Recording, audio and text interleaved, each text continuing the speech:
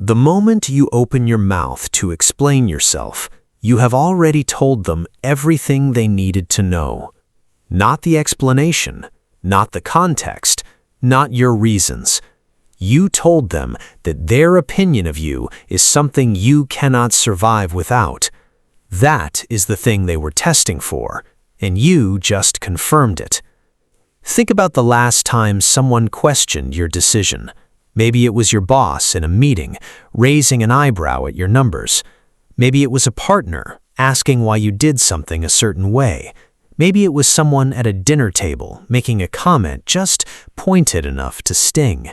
And you felt it, that rising pressure in your chest, the urgent need to make them understand, to correct the record, to show them the full picture so they would stop looking at you like that.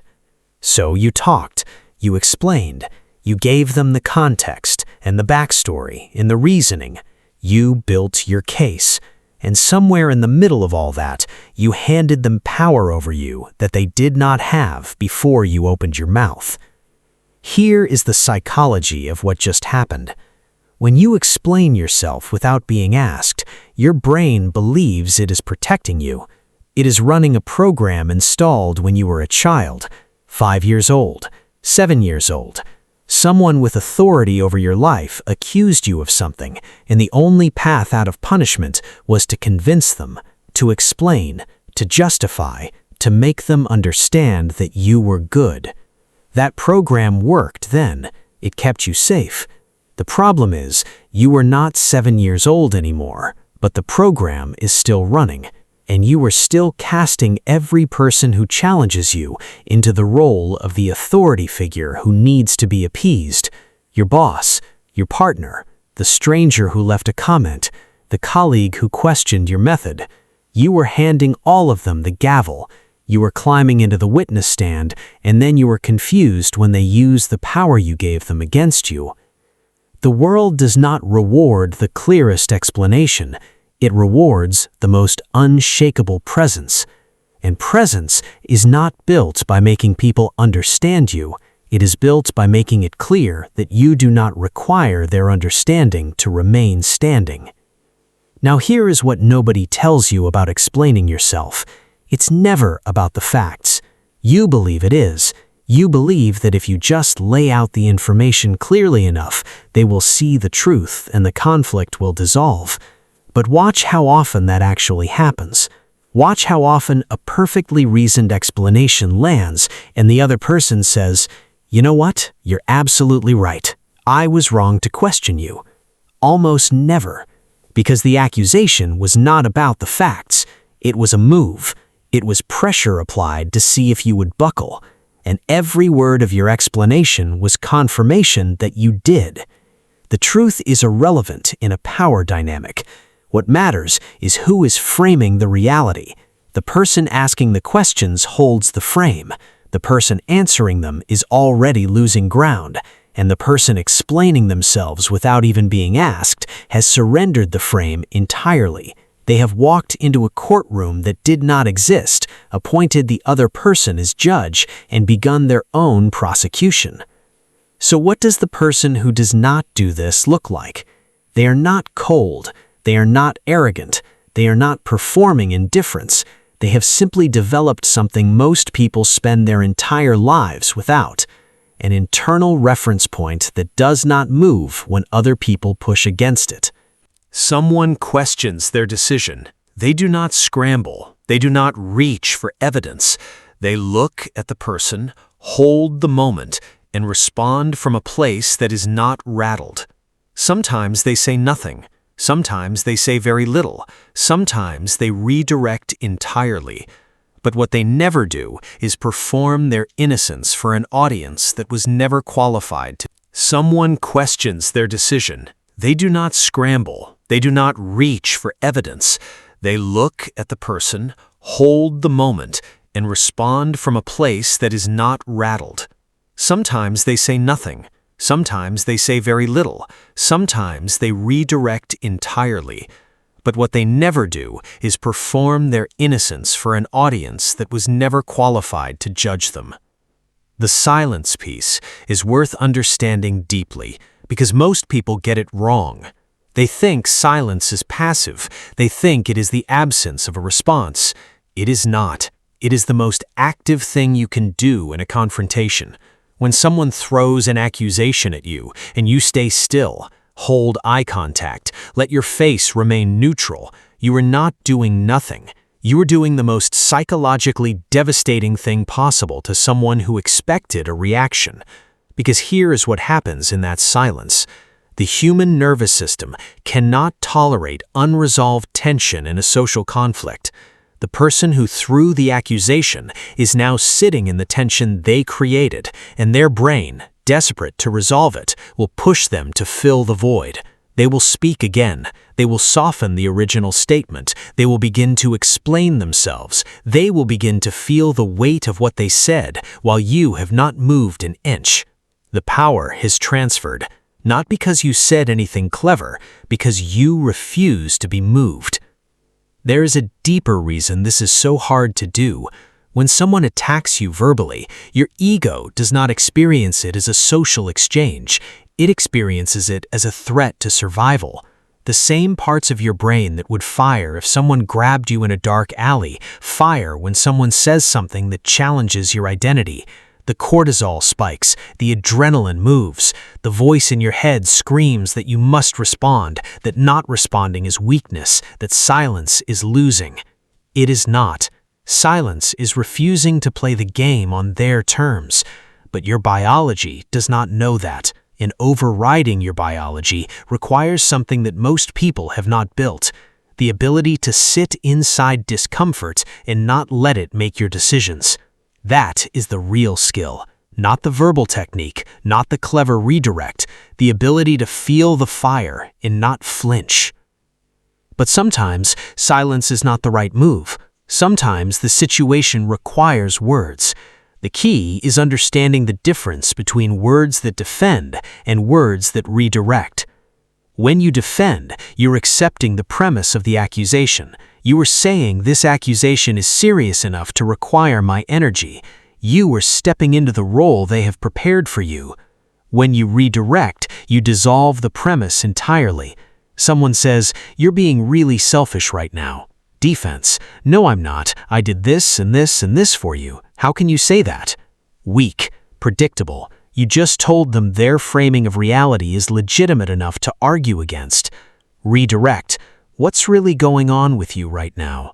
Suddenly, the conversation is not about the accusation. It is about them, their state, their behavior. You have not argued the charge. You have stepped outside the courtroom altogether and started examining the person who filed it. This is not manipulation. It is clarity. Because in most cases, the accusation was never really about you. It was about something they are carrying, and when you respond to it as if it were a factual claim about your character, you are letting them put their luggage on your back. There is a technique called agree and amplify, and when it is used correctly, it is psychologically disorienting to anyone trying to use an accusation as leverage. The logic is simple. When you defend yourself against an accusation, you validate it. You signal that it has weight, that it is serious, that it has touched something real. When you agree and push it further, you strip it of all power. Someone says, "You're obsessed with being right." Defense: "I'm not obsessed, I just care about accuracy." Boring, readable, weak. Agree and amplify. Completely. I have it scheduled into my calendar. Tuesday and Thursday, 9 a.m., being right. It's been great for my productivity. Flat delivery, slight pause before it. No smile unless it is the smallest, most controlled one. What have you done? You refused to be insulted. You demonstrated that you were not threatened by the accusation. You took the knife they threw at you and started cleaning your fingernails with it. And now, they are standing there holding nothing, and the entire dynamic of the exchange has shifted under their feet without them understanding how. Let's talk about the people who need your explanations the most, because this is the part that stings. The people who push hardest for your justifications, who demand to know your reasons, who get visibly frustrated when you do not explain yourself, those people are not doing it because they care about the truth. They are doing it because your explanations are the mechanism by which they maintain their position above you. As long as you explain yourself to them, you are confirming that they have the standing to evaluate you. You were showing up to a court they built and playing the role they assigned you. Watch what happens in the relationships in your life where you explain yourself most. Who benefits from that dynamic? Who has more psychological leverage in that relationship? Who knows exactly which accusation will make you talk the most? It is not a coincidence. You trained them. Every explanation you gave was a lesson in how to manage you. Now, for the move that breaks people who expect your defense. Calm agreement. Not the agreement of submission, the agreement of someone who is so secure in themselves that admitting a flaw costs them nothing. Someone is pushing. They are listing your failures. They are testing the temperature of your ego. You look at them and you say quietly, "You're right." And then you stop. Not "you're right, but." Not "you're right and let me explain why it happened." Just "you're right," and then the silence closes around it like water over a stone. This destroys the attacker's momentum completely. They were pushing against a locked door. You opened it. They fall through. There is nothing to fight now. The resistance they needed to escalate is gone, and they are standing in an empty room holding an argument that no longer has a target. The nuance is critical, though. You are agreeing with the fact, you are not accepting the shame attached to it. You handled that badly. You're incompetent. Power move. You're right, I handled that badly. I'll fix it. Notice what you did not say. You did not touch the word incompetent. You did not defend your overall competence. You addressed the specific action and left the character attack to die in the air where they threw it. You took ownership of the behavior and refused ownership of the identity they tried to hand you. Only a person who is truly secure can do that. Insecure people fight the hardest to prove they did not make a mistake. Secure people say it happened, it is over, and move on. That ease, that lack of scrambling, communicates more about your actual competence than any defense ever could. Here is the thing that none of this works without. You can memorize every technique in this video and fail completely if the internal architecture is not there. Because people do not just hear your words, they read your body, your breath, the stillness or the absence of it. If your voice is calm, but your hands are moving, they feel the anxiety. If you say the right words, but your eyes are searching for approval, they see it. Dark psychology is 20% what you say and 80% the energy underneath it. And that energy is only clean when you have done the deeper work, the work of looking at the wounds that make other people's accusations land. Because here's the truth. If someone calls you something and you feel nothing, you will not need a technique. You'll just look at them the way you look at rain and move on. But if it stings, if the accusation touches something and you feel the heat of it, that heat is information. It is pointing at a wound, a belief buried in you that says maybe they are right, maybe I am not enough, maybe I need to defend this because a part of me agrees with the charge. The ultimate defense is not verbal, it is self-knowledge. It is going into the parts of yourself that other people try to use against you and making peace with what you find there. Because you cannot shame a person who has already looked at themselves honestly. You cannot expose someone who has nothing left to hide. When you know your own darkness, when you have sat with your own flaws and accepted them, an accusation becomes just a sentence someone said. It has no hooks. It finds no purchase. It moves through you and dissolves. That is what untouchable actually means. Not invulnerable, integrated. So here is the challenge. For the next 7 days, you are going to run an experiment on yourself. The rule is simple: no explanations unless directly asked for one. Not for being late, not for a decision someone questions, not for a choice that makes someone uncomfortable. You state what happened, you do not explain why. You make the decision, you do not justify it. Sit in the discomfort that follows. Feel the pull to fix other people's perceptions of you. Feel the anxiety of being misunderstood and not correcting it. That anxiety is the leash. That is the thing that has been used to walk you your entire life. Let it burn. Watch who in your life gets most uncomfortable when you stop explaining. Watch who pushes the hardest for your justifications. Watch who starts testing you with small accusations to see if you will revert.